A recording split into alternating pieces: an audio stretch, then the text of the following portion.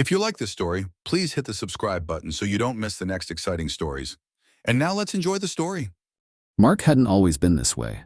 Once, he had been a bright, energetic man with dreams that stretched beyond the confines of his small town. He had a family, friends, and a sense of purpose. But somewhere along the way, he lost it all.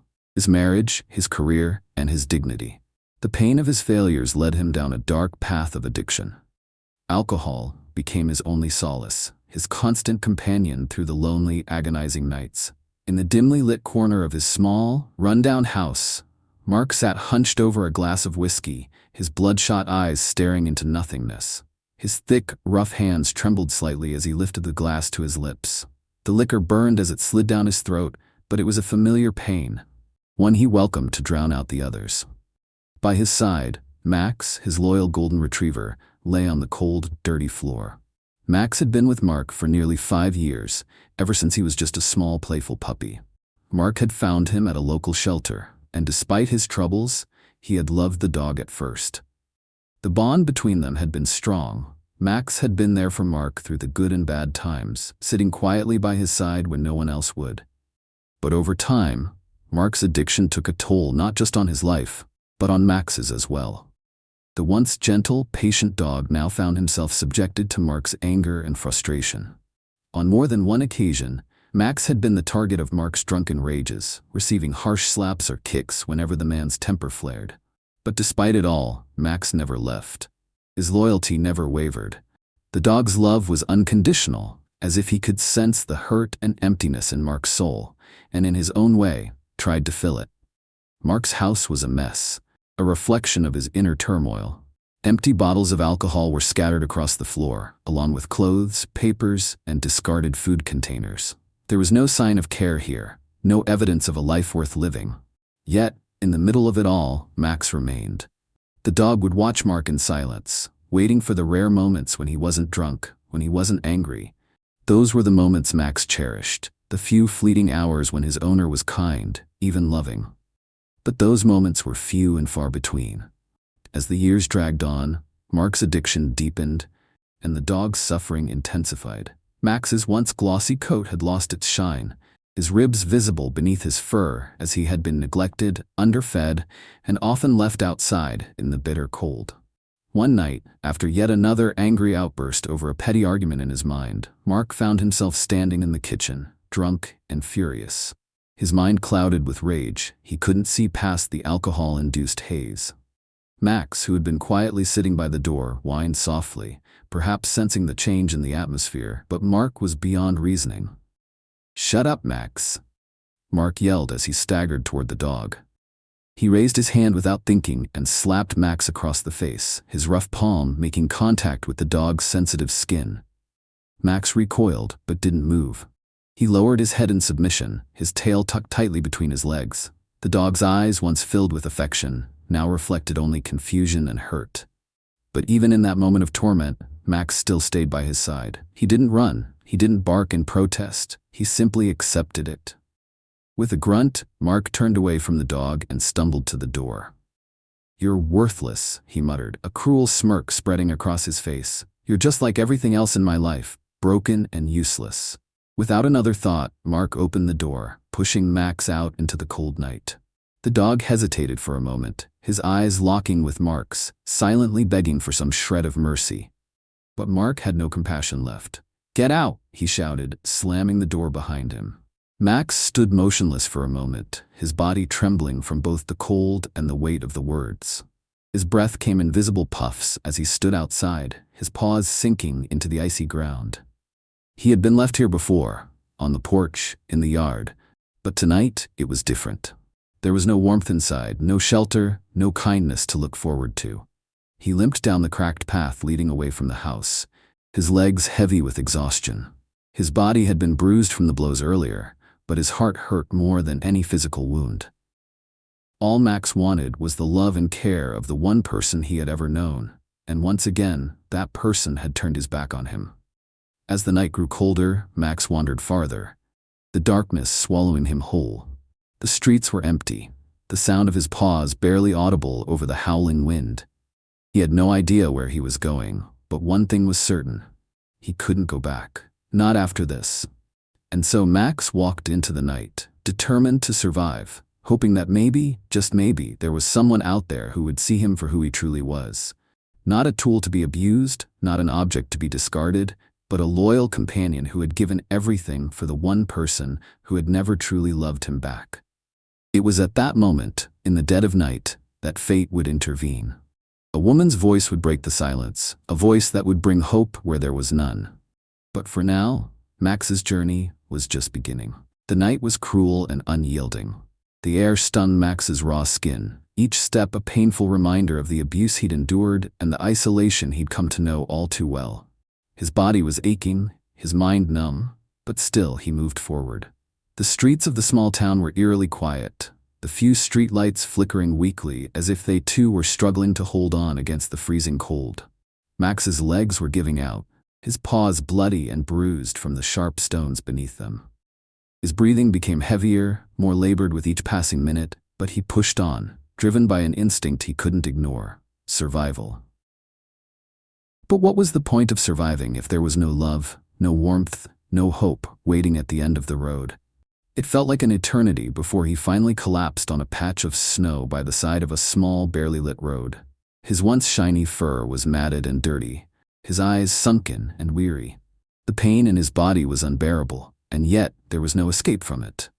As he lay there, his mind drifted in and out of consciousness, the cold air seeping into his bones. But fate, as cruel as it was, wasn't finished with Max yet. It was at that very moment that the hum of an engine broke through the silence. The sound of tires crunching over the snow drew closer, and Max's ears perked up, though he barely had the strength to lift his head. The headlights of a vehicle illuminated the empty street, cutting through the darkness. The car slowed down as it approached, and the figure inside took notice of the small, shivering dog lying on the side of the road. The vehicle came to a stop, its engine idling, and the door creaked open. A woman stepped out, her breath visible in the cold air, her eyes immediately drawn to Max's broken form. Dr. Emily Wright was a veterinarian, someone who had dedicated her life to caring for animals. She had worked tirelessly to provide medical attention to the abandoned and neglected creatures that others had cast aside. But what she found before her that night was a sight unlike anything she had ever encountered. Max's body was a mess of bruises, cuts, and wounds. His fur was stained with dirt and blood, his breathing shallow. He was barely holding on, but there was still a flicker of life in those golden eyes, even if they were clouded with exhaustion. Emily's heart dropped into her stomach as she kneeled beside the dog, her hands trembling as she gently reached out to touch his cold fur. "Oh my God," she whispered, her voice breaking. "What happened to you?"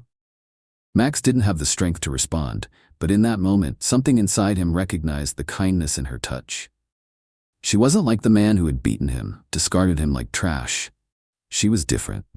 With care, Emily lifted Max into her arms, cradling his fragile body against her chest.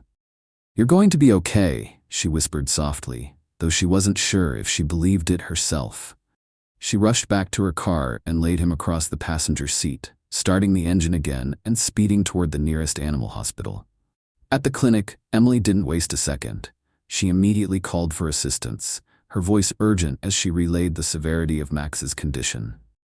As the team rushed to stabilize him, Emily worked quickly, checking for internal injuries, making sure he was kept warm, and doing everything she could to save him. Max was a fighter, though. His pulse, weak as it was, steadied with every passing minute. Emily couldn't help but feel a glimmer of hope. She had seen animals come in far worse off, and she'd done her best to give them a second chance.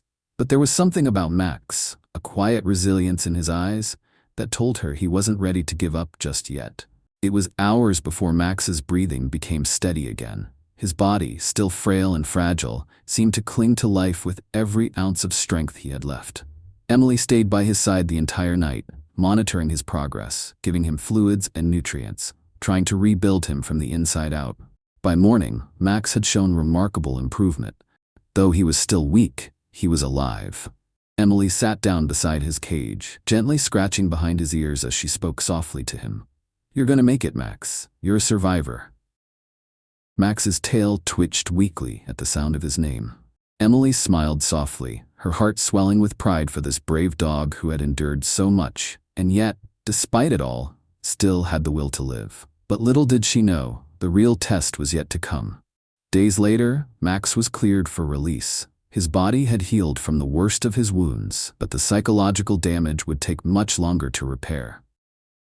Emily had grown attached to him during his recovery, but she knew that the best thing for him would be to find him a home. A real home, where he could finally experience the love and care he deserved. But Max had other plans. One evening, just as Emily was about to leave for the day, she found Max standing at the door of the clinic, his head held high and his eyes fixed on something outside. She opened the door, watching as Max bolted out into the night, as if he was drawn to something far beyond the clinic walls. "Max, where are you going?" Emily called, but the dog didn't stop. She hesitated for only a moment before following him, her heart racing. She had no idea where he was headed, but something told her that he wasn't finished with the man who had abandoned him. He was headed back to Mark. Mark was sitting in his recliner, staring blankly at the television, his mind clouded by the effects of the alcohol that had become a constant in his life. The house was dark and silent, save for the occasional creak of the floorboards beneath his feet. He had pushed Max out of his life that night, and he had thought nothing of it since. Max was just a dog, after all, a nuisance he had grown tired of. But that night, as the storm howled outside and the chill in the air crept into his bones, something felt different. The emptiness in his chest was unbearable. It was then that the door creaked open. Mark's heart skipped a beat as he turned to see the figure of Max standing in the doorway. The dog's coat was still rough, his body thinner than it had been before, but there was no mistaking it. Max had returned. His tail wagged slowly, almost as if he was uncertain whether Mark would welcome him back. Mark's breath caught in his throat as he stood up, his mind reeling. For a moment, he stood frozen, unsure of what to say or do. After everything he had put this dog through, Max had come back. But why? Max walked in slowly, his eyes meeting Mark's with a quiet, unwavering loyalty. Despite the pain, despite the trauma, Max was here, standing in front of him, loyal as ever. Mark swallowed hard, his mind spinning with guilt. "You should hate me," he muttered, his voice thick with shame. But Max didn't hate him. Instead, the dog laid down at Mark's feet, his head resting gently on the floor. It was as if he was offering Mark another chance. The man knelt down, his hands shaking as he reached out to touch Max. "I've been a fool, haven't I?" Mark whispered, his voice breaking. Max responded with a soft whine, his tail thumping on the floor. And in that moment, Mark knew. The dog had forgiven him. Despite the neglect, despite the pain, Max had come back. He had been loyal to the end, and now, Mark had the chance to make things right. Days turned into weeks, and Mark's life began to change. No longer lost in the fog of his addiction, he found solace in caring for Max. He began to see the world through different eyes that could no longer ignore the damage he had caused. With every walk, every meal shared, and every moment spent with Max, Mark felt the weight of his past mistakes. But Max never wavered. He was still the same dog he had been all those years ago. Loving, loyal, and unconditionally forgiving. And in his presence, Mark found a peace he hadn't known in years. The bond between them grew stronger, and as time passed, Mark's heart softened. He knew he had a long road ahead of him, but he also knew he had someone by his side who would never leave him. And so Mark learned the greatest lesson of all. Never, ever take loyalty for granted. Because sometimes the ones who love you the most are the ones you least deserve. Max had shown him what it truly meant to love without conditions, to give second chances, and to never ever give up on those who matter most. Mark woke up to the sound of soft paws tapping against the wooden floor. He opened his eyes to see Max sitting at the foot of his bed, his golden eyes fixed on him with a quiet, patient gaze. The dog's tail wagged slowly, the only sound in the room besides the faint hum of the morning wind outside. For a moment, Mark just lay there, staring at Max, still in disbelief that this was his life now. It had only been a few weeks since Max had returned, but those weeks had been transformative. Mark could already feel the difference in himself. Gone was the fog of addiction that had clouded his every thought and action. Gone was the emptiness that he'd tried to fill with alcohol. Instead, he had something real, something to live for. Max, the dog who had been his most loyal companion, even after everything he'd done. Mark reached out a hand, gently petting Max's fur. The dog's tail thumped softly in response, a clear sign of contentment. "I'm sorry," Mark whispered, his voice thick with emotion. "I'm so sorry for everything I did to you, but I promise I'll make it right."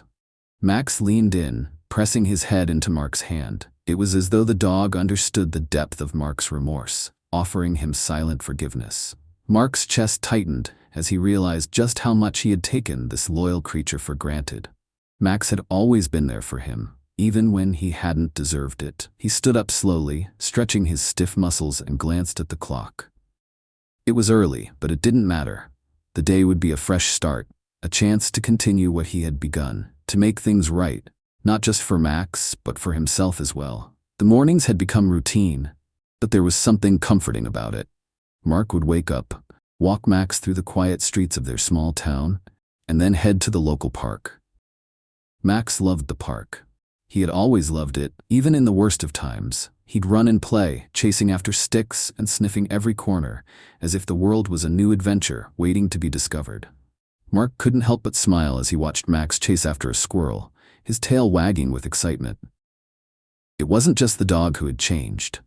It was Mark, too. For so long, Mark had been running away from his own demons, drowning them in alcohol and anger.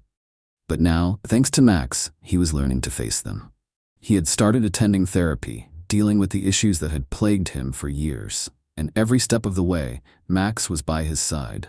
One evening, Mark sat on the porch, a cold beer in his hand, a drink he hadn't touched in over a month. Max lay at his feet, his head resting on his paws, his eyes calm and content. The two of them were silent, enjoying the peace of the evening.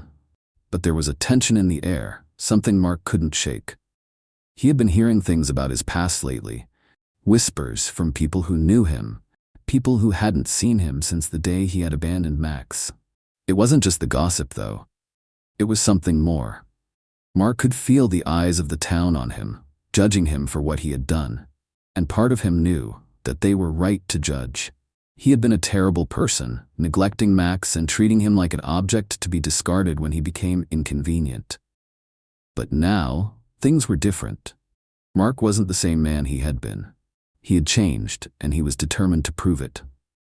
That night, as Mark and Max were heading back from their walk, they heard commotion down the street. The familiar sound of shouting and the thud of fists landing echoed through the quiet neighborhood. Mark's heart raced, and he turned to Max.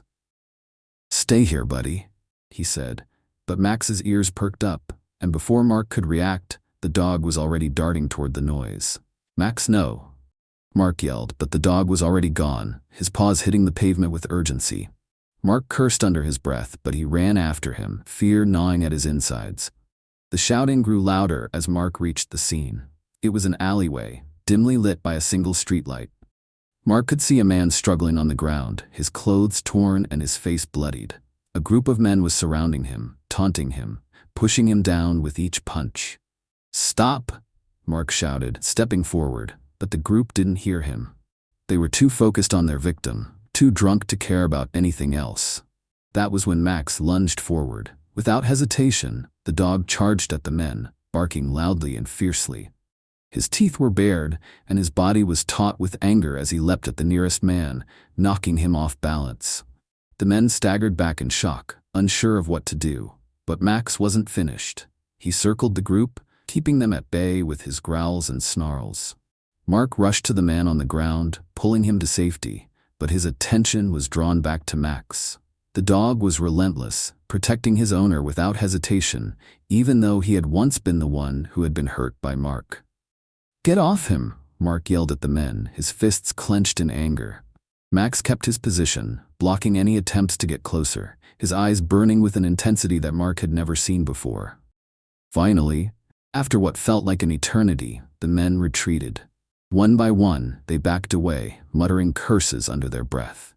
Max stood between Mark and the attackers, his body tense and alert. He wasn't going to let anyone hurt his owner, not now, not ever. As the last of the men disappeared into the shadows, Mark stumbled toward Max, his heart pounding in his chest. The dog stood tall, watching the men leave, his body still coiled in readiness. Mark's breath came in shaky gasps as he reached out to pet Max's head. "You saved me, didn't you?" he said, his voice barely above a whisper.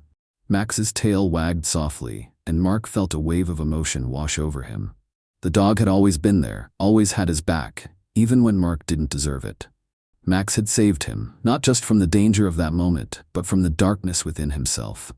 "I owe you everything," Mark said, his voice thick with emotion. "Everything." Max nudged his hand as if to say that he didn't want anything in return. The dog had only wanted one thing from the start: to be loved, to be cared for, to be part of something real. As they walked home, Mark knew that his life had changed forever. He had a second chance, not just with Max, but with himself. He could no longer hide from the mistakes he had made, but he could work to make things right, one day at a time. And with Max by his side, he knew he would never be alone again. Thank you for watching this video.